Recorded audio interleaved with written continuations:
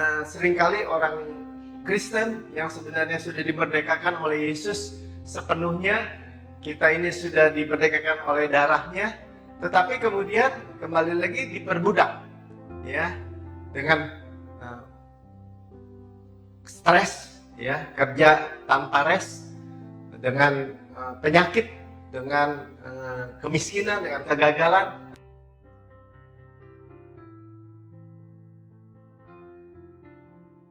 Ketika orang mengalami tulah yang ke-9, ya, Mesir mengalami kegelapan, mereka dikatakan bangun saja tidak bisa. Kenapa? Dari tempat tidur mereka nggak bangun, nggak bisa, karena gelap itu begitu pekat.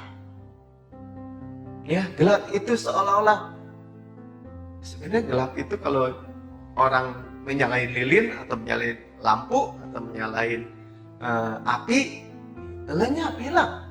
Tetapi begitu pekat, ya, ini supranatural gelapnya. Ya, begitu pekat. Kalau kita lihat hari-hari ini, banyak orang yang mati begitu saja. Ya, seketika mati karena virus COVID-19. Ya, dan orang nggak tahu lagi harus buat apa. Ya, belum lagi masalah ekonomi, ya. Bangsa, negara harus subsidi rakyatnya. Kenapa? Karena lockdown. Mulai ada yang merusuh. Ya, seperti di India. Kenapa? Karena lockdown. Karena tidak boleh lagi keluar. Karena di penjara di dalam rumahnya. Ya, saudara lihat bahwa kalau bukan Tuhan yang adalah terang. Nah, kembali lagi. Ya, sekarang kegelapannya supranatural, tapi terangnya adalah Yesus. Akulah terang dunia, Tuhan katakan. Yesus saja terang, hanya Yesuslah terang dunia.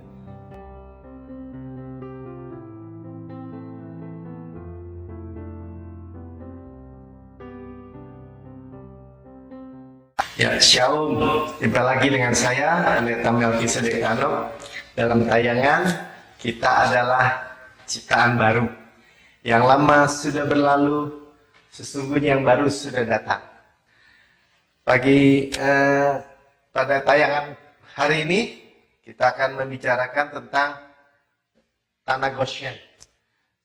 Tentang bagaimana tempat perlindungan Tuhan yang sempurna bagi umat Israel. Ya, kita adalah Israel secara rohani di dalam Yesus. Kita anak Yesus, kita sudah ditebus dan darahnya sudah menebus kita, menjadikan kita anak dan keturunan Abraham. Nah, apa yang kita mau lihat dalam keadaan dunia yang gelap, ya, dalam persoalan yang gelap di mana-mana, ya, baru belum gelombang penyakit, kemudian akan disusul dengan gelombang krisis ekonomi, dan itu membuat orang kehilangan banyak hal, ya, pekerjaan, bisnis mungkin, sekolah, dan banyak hal, ya.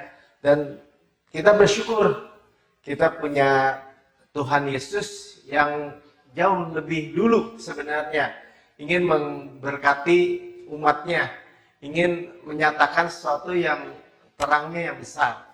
Ya, dia lebih dulu ingin memakai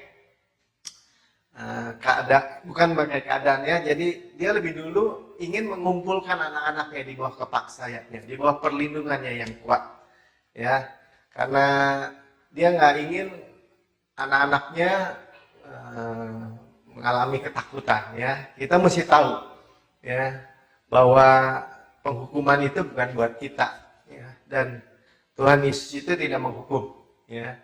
Dia tidak membuat penyakit atau wabah atau virus, tetapi dia pengen menyatakan sesuatu. Cuman iblis membuat virus, penyakit atau keadaan-keadaan yang buruk ini untuk mengejar apa yang Tuhan Yesus mau buat secara besar bagi umatnya, bagi anak-anaknya.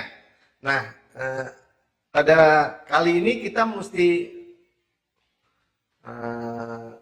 sadari benar-benar, ya, bahwa kita ini bukan di Mesir. Ya betul di Mesir, betul di dunia, tetapi di tanah Goshen, ya, di tanah Goshen. Kenapa kita mesti lihat ya bahwa itulah perlindungan Tuhan yang sempurna. Ya, Goshen itu artinya draw near. Ya, bagaimana kita mendekat, kita dekat ya, kita di dalam Yesus, Yesus di dalam kita. Kita tuh dekat sekali, kita dekat di dadanya. Tuhan mengasihi kita, ya, dengan sempurna.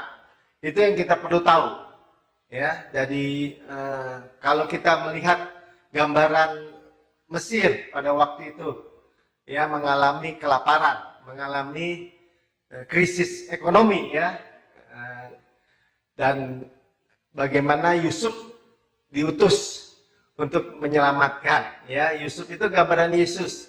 Ya, Yusuf itu menjadi raja muda di Mesir, dan sehingga dia panggil saudara-saudaranya, ya, ayahnya, ibunya dan saudara-saudaranya, dan raja Mesir sangat menghormati dia dan mereka ditempatkan di Goshen, ya. Saudara-saudara, di tempat tinggal saudara, di dalam kehidupan saudara, kita ini di dalam Yesus, ya, jauh lebih besar. Nah, kita perlu tahu bahwa apa yang Tuhan mau buat, ya. Jadi kita nggak takut, ya. Saya akan bacakan bagaimana di Goshen itu ketika akhirnya, ya, raja demi raja di Mesir, Firaun ganti Firaun, mereka tidak mengenal lagi apa yang dibuat oleh Yusuf, ya. Dan itu akhirnya mereka memperbudak orang Israel. Nggak lama sih, 430 tahun. Jadi orang Israel itu lahir, sudah menjadi budak. Ya, mereka hidup mereka dari mulai lahir budak, ya, diperbudak. Bagaimana orang Kristen atau orang Israel ini bisa menjadi budak? Ya, sebenarnya Mesir itu tahu. Ya, Mesir itu lebih tahu bahwa orang Israel itu beranak pinak dengan banyak, mereka diberkati, mereka hidup makmur, dan mereka merasa ngeri. Ya, orang Mesir ngeri kepada orang Israel, makanya mereka bertindak bijaksana dan mereka menipu, ya, melakukan penipuan sehingga orang Israel itu sedikit demi sedikit disuruh kerja, akhirnya diperbudak. Ya, demikian juga seringkali orang Kristen yang sebenarnya sudah dimerdekakan oleh Yesus sepenuhnya, kita ini sudah dimerdekakan oleh darahnya, tetapi kemudian kembali lagi diperbudak, ya, dengan stres, ya, kerja tanpa rest, dengan penyakit, dengan kemiskinan, dengan kegagalan, itu dari dunia. Ya, dunia itu sudah korosi sejak jatuh dalam dosa. Ya, iblis itu bisa melakukan banyak hal, tetapi dia sudah dikalahkan. Kita sudah ditebus, ya. Dan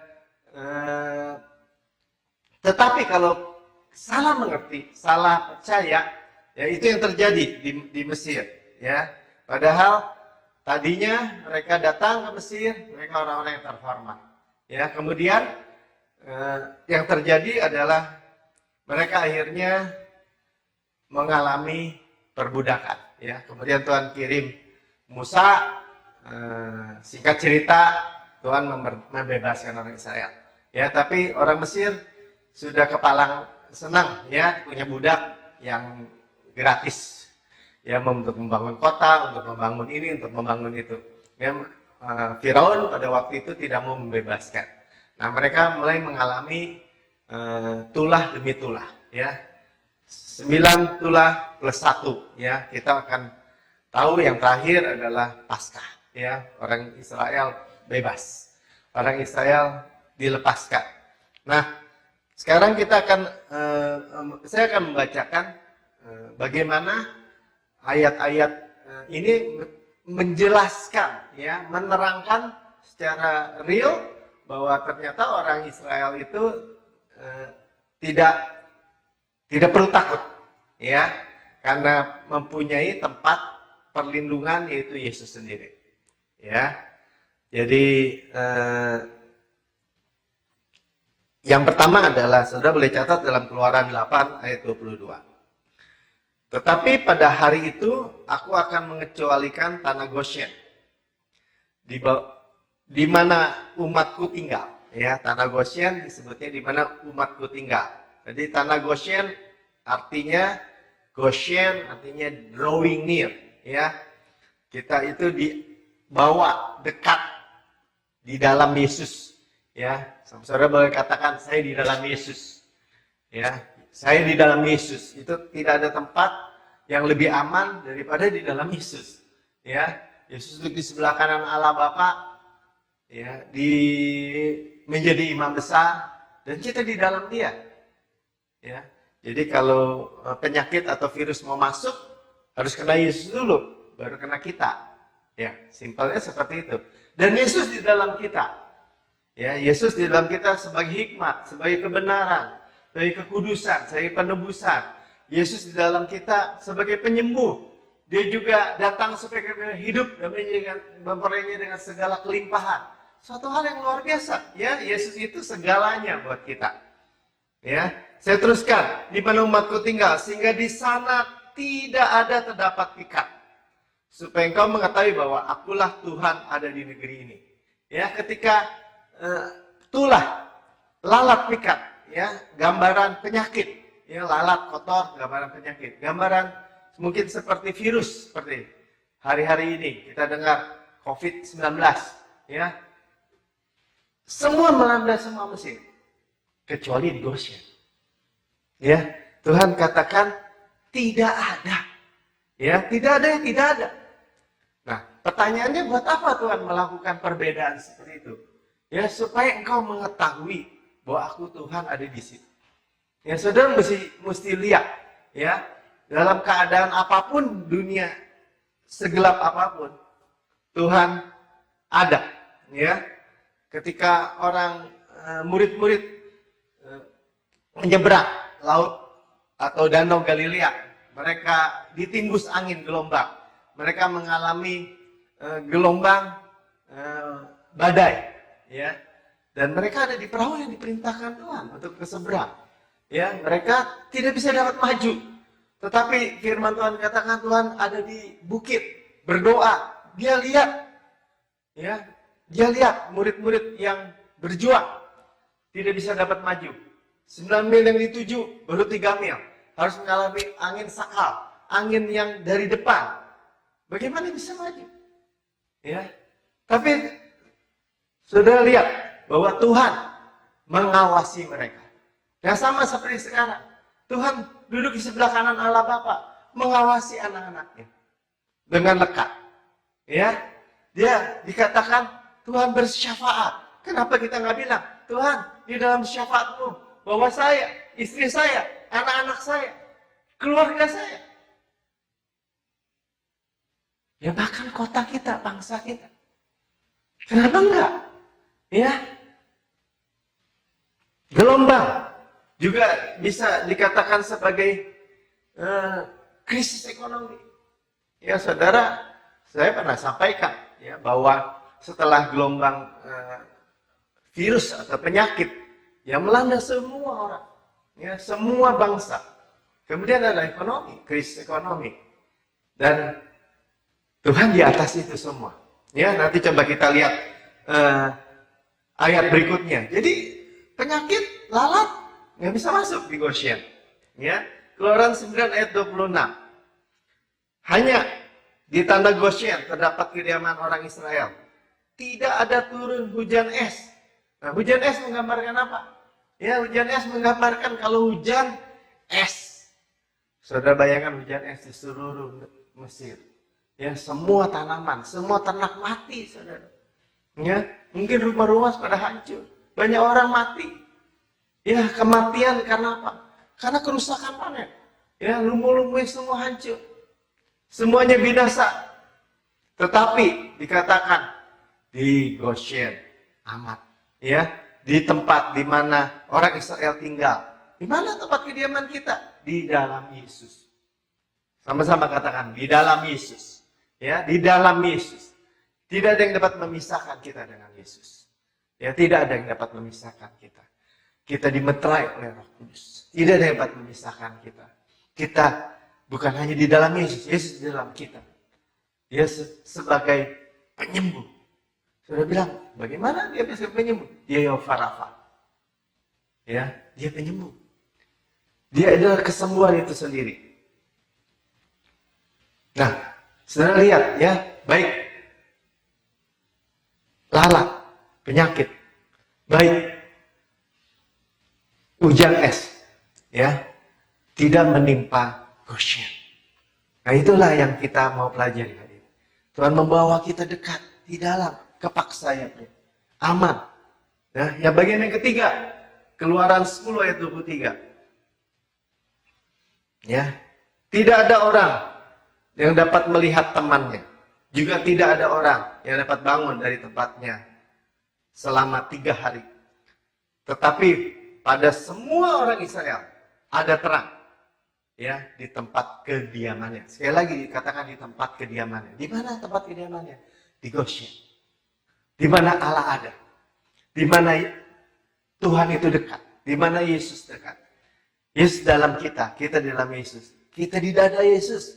Dikasih oleh Tuhan. Kita dekat dengan Yesus. Tidak ada apa? Tidak ada gelap. Ya, ketika orang mengalami tulah yang ke-9, ya, Mesir mengalami kegelapan. Mereka dikatakan bangun saja tidak bisa. Kenapa? Dari tempat tidur mereka nggak bangun. Nggak bisa. Karena gelap itu begitu pekat. Ya, gelap itu seolah-olah, sebenarnya gelap itu kalau orang menyalain lilin atau menyalain lampu atau menyalain api, lenyap, hilang. Tetapi begitu pekat. Ya, ini supranatural gelapnya. Ya, begitu pekat. Kalau kita lihat hari-hari ini, banyak orang yang mati begitu saja. Ya, seketika mati karena virus COVID-19 ini. Ya, dan orang nggak tahu lagi harus buat apa. Ya, belum lagi masalah ekonomi. Ya, bangsa, negara demi negara harus subsidi rakyatnya. Kenapa? Karena lockdown. Mulai ada yang rusuh. Ya, seperti di India. Kenapa? Karena lockdown. Karena tidak boleh lagi keluar. Karena di penjara di dalam rumahnya. Ya, saudara lihat bahwa kalau bukan Tuhan yang adalah terang. Nah, kembali lagi. Ya, sekarang kegelapannya supranatural, tapi terangnya adalah Yesus. Akulah terang dunia, Tuhan katakan. Yesus saja terang, hanya Yesuslah terang dunia. Di mana? Di tempat kediaman anak-anaknya. Di mana ada Yesus. Di mana ada Yesus. Ya, kita katakan Yesus engkau terang. Bagi keluargaku, bagi aku, ya. Di situ kita lihat ya bahwa terang itu juga firman yang menuntun kita terus. Seperti saudara sekarang mendengar firman Tuhan. Dituntun. Ya, ke tempat yang lebih mulia, lebih tinggi. Ya. Kenapa saudara? Karena Yesus sudah menyerap semua kegelapan. Ketika dia di kayu salib, ya, Yesus disalib pada mulai dari jam 9, ya, dari jam 9 pagi sampai jam 12, ya, membawa salib ke Bukit Golgota sampai disalib pukul 12, ya, dari jam 12 sampai jam 3 sore. Sebelum hari berikutnya itu dikatakan, ya, karena hari berikutnya adalah Sabat. Orang Israel hari berikutnya adalah Sabat, ya, Paskah bahkan. Itu terjadi kegelapan selama 3 jam. Ya, bagaimana terang benderang? Mestinya jam 12 siang sampai jam 3 itu terang, ya, tetapi mereka mengalami kegelapan, ya. Karena apa? Karena itu semua dosa, semua kutuk, semua penyakit, semua wabah, semua bencana, semua hal-hal kerusakan, ya, ditimpakan semua kepada Yesus. Ya, semua ditimpakan kepada Yesus, semua kegelapan. Karena firman Tuhan katakan, ketika aku ditinggikan di bumi, dia menarik semua. Bukan semua orang, saudara. Firman-firman Tuhan katakan, semua kutuk, semua penyakit, semua masalah, ya, semua penghukuman, semua murka yang mestinya kena kita, tapi ditimpa kepada Yesus. Tuhan Yesus menyerap semua kegelapan itu, dan setelah itu terang, bait Allah tirai terbagi terbelah dua. Manusia mempunyai hubungan lagi dengan Tuhan.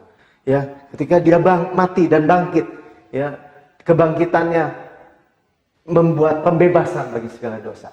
Karena dikatakan karena kebangkitannya, dia oleh karena pembenaran kita. Dia dibangkitkan oleh karena pembenaran kita. Maaf saudara. Ya, dia dibangkitkan oleh pembenaran kita. Jadi ketika Yesus dibangkitkan, itu berarti semua accomplish, semua diselesaikan. Ya, tidak ada cuil dosa pun yang masih sisa yang tidak ditebus oleh Tuhan. Tuhan Yesus, ya, dia juga mau menyadari, ya, bahwa dia mau kita murid-muridnya menyadari, ya, bahwa dia pembuat mujizat itu.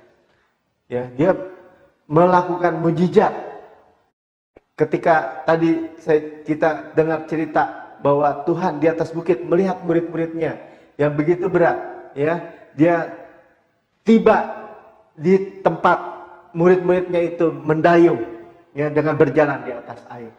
Ya, ada firman Tuhan di dalam Markus dikatakan bahwa sebenarnya orang-orang Israel itu belum ngerti, ya, orang-orang murid-muridnya bahkan belum mengerti ketika Yesus membuat 5 roti 2 ikan memberi makan 5.000 orang.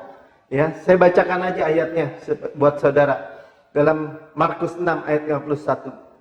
Ya, lalu ia naik ke perahu mendapatkan mereka, dan angin pun redalah. Mereka sangat tercengang dan bingung, sebab sesudah peristiwa roti itu, ya, 5 roti 2 ikan memberi makan 5.000 orang, sisa 12 bakul. Itu mujizat ekonomi, saudara. Ya, kita nggak usah takut masalah ekonomi, kita nggak usah takut masalah finansial. Tuhan membuat mujizat itu. Ya, dikatakan begini, mereka belum juga mengerti dan hati mereka tetap degil. Mereka nggak mengerti bahwa Tuhan itu adalah pembuat mujizat. Ya, mereka nggak mengerti bahwa Tuhan itu di atas masalah ekonomi, masalah finansial.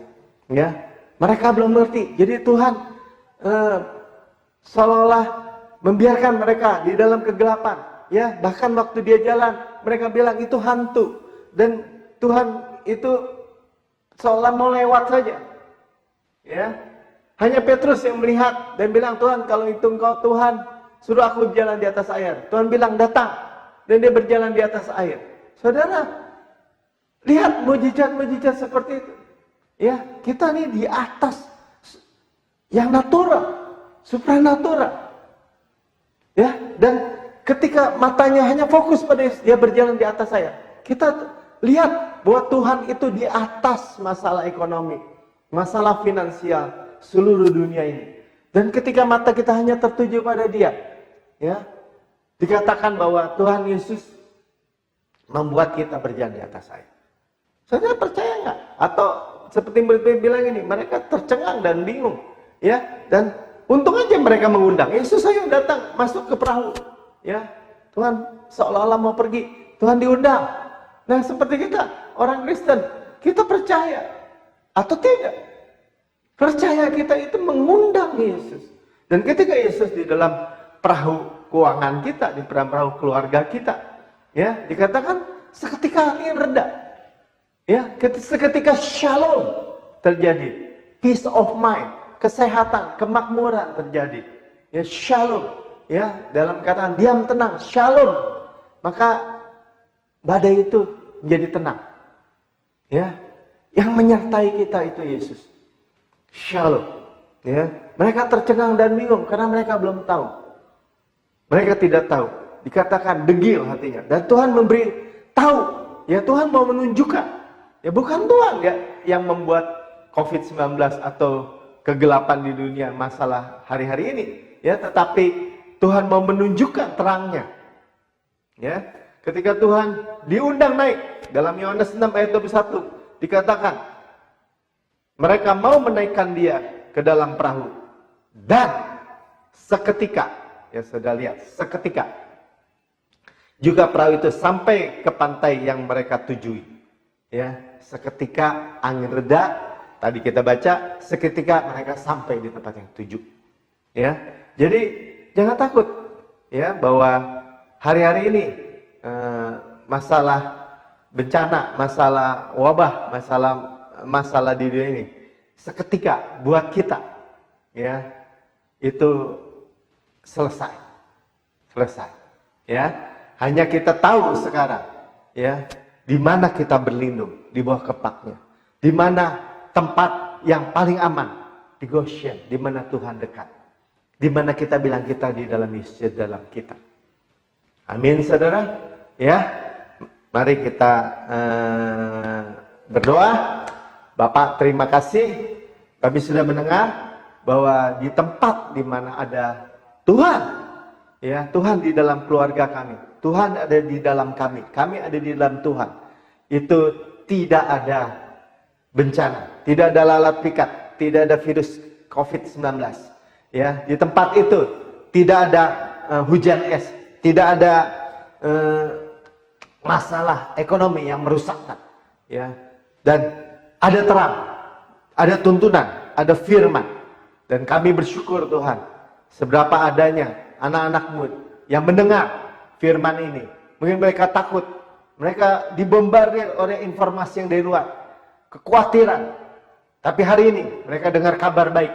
Kami mendengar kabar yang dari surga, dan kami terima Tuhan.